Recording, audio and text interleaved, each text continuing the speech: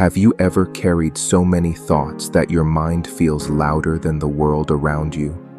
You try to move forward, but the echoes of regret and worry keep pulling you back. If that feels familiar, listen closely, because this story might help you finally let go.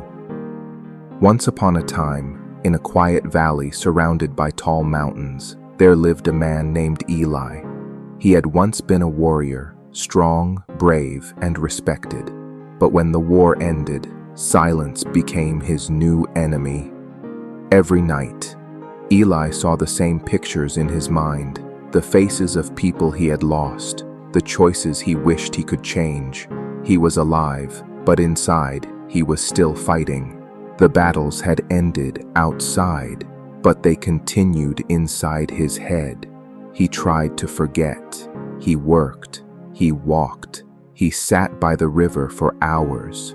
But the more he tried to push the thoughts away, the louder they became. Until one morning, Eli decided to leave the village.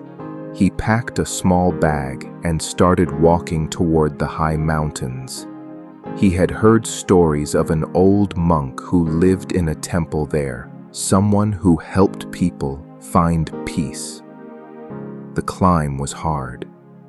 Cold wind cut through his clothes, and mist covered the path. But Eli kept walking. Something inside him whispered that the answers he needed were waiting above the clouds.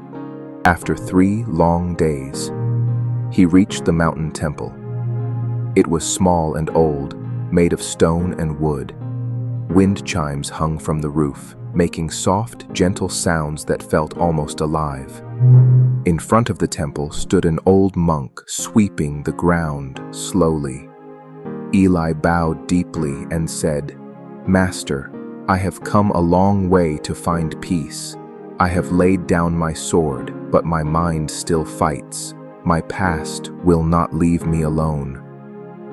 The monk stopped sweeping and looked at him quietly. Then he nodded and said, "Stay here tonight. Tomorrow, I will give you something to do." The next morning, before sunrise, the monk handed Eli a large wooden bowl filled with small stones. "Walk with this bowl," he said, "from here to the foot of the mountain and back again. If even a single stone falls, start over." Eli was surprised. He had expected advice, not a task, but he obeyed. He walked slowly, step by step, eyes fixed on the trembling stones in the bowl. Every stone, every gust of wind demanded his full attention. When he finally reached the bottom of the mountain and came back up without dropping a stone, hours had passed. The monk was waiting at the gate. "You did well," he said. "Now tell me, what did you see on your way?" Eli thought for a moment. "Nothing," he said. "I saw only the stones. I was afraid to drop them." The monk smiled.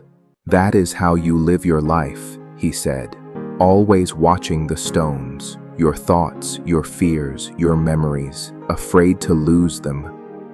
You focus so much on not letting them go that you no longer see the world around you." Then the monk took the bowl and gently placed the stones on the ground. "Now," he said, "walk the same path again." Eli obeyed. This time with empty hands, he saw the sunrise touching the peaks, heard birds singing through the mist, felt the mountain wind on his face. When he returned, his heart felt lighter. The monk looked at him and said softly, "When your mind is full, the world disappears. When you empty it, life returns." For a long time, Eli sat in silence beside the temple. He understood. Peace does not come from forgetting, it comes from releasing.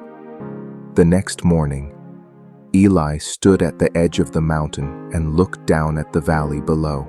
The same world he had left behind was waiting for him, but it no longer felt heavy. He smiled for the first time in years. When he reached the river near his village, he knelt beside it. The stones beneath the clear water shimmered softly under the sun. He picked one up, turned it in his hand, and whispered, "The weight of the stone is nothing until you refuse to let it go." He dropped it back into the river and watched it disappear beneath the ripples. And in that silence, he finally found peace. Sometimes the battles that destroy us are not fought with swords, but with thoughts. You see, when your mind is crowded with old pain, doubt, and guilt, there is no room for new dreams to enter. When you replay old moments again and again, you train your mind to live in the past, not in the present. And the past, no matter how much you think about it, will never change. Emptying your mind doesn't mean losing your memories. It means freeing yourself from the control they have over you. It means understanding that yesterday is a lesson, not a home. Every time you think, "I could have done better," or "I wish I hadn't failed," your mind tightens its grip on what's already gone. And slowly, you stop seeing what's still possible. Your mind is like a room.